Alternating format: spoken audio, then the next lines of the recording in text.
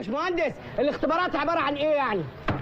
عبارة عن ايه؟ الشركة دي بتعمل ايه، بتصنع ايه، بتصدر ايه، المدرسة دي فين، الموقع ايه، المؤسسة اللي انت هتشتغل عندها لازم تعرف معلومات عنها.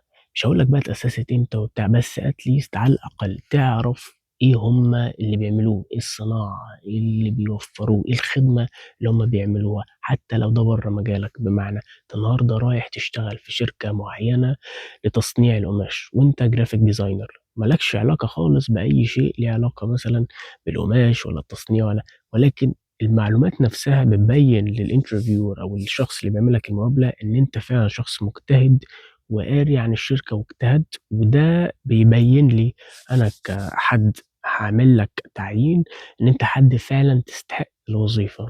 فبلاش تتكاسل في الحته دي واعرف معلومات عن الشركة.